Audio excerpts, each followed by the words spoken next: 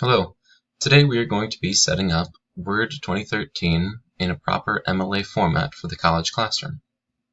Our first step is to change to the font we need.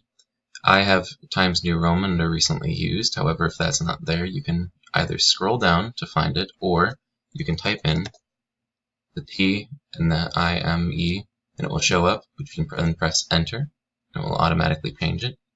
We'll then turn to 12 points. The header for proper MLA format is your name, the professor's name. Underneath is the class and, if possible, class number, and then the date.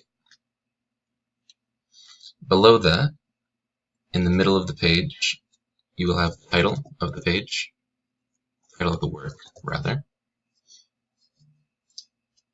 Press enter. Make sure you're back on the left side, and then you can turn it to 2-point spacing. So now, when we go down, each line will be much further apart than the rest of it. It is important to have this top part intact. However, one more step we need is on the top right of our screen, we need to insert a running header that will keep our last name and page numbers for all through the paper. To do this, go to Insert. All the way on the right here, there's Insert Header.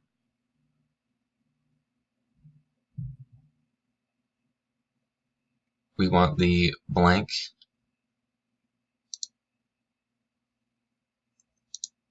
to which we can type in the last name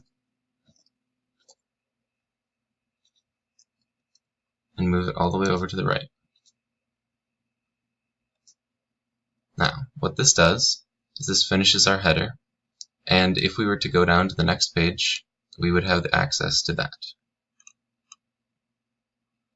And this is how the proper formatting is. What you also want to do as a final step is to go up to the top here, to the page number, at the top of the page. We want simple, plain number 3 as we want it towards the right side of the page. What you can then do is retype your name in front of the number, and this will save across all of the different pages on the document. You can then press enter and close header. And to make sure that it's working, tab down to the next page, and there it is.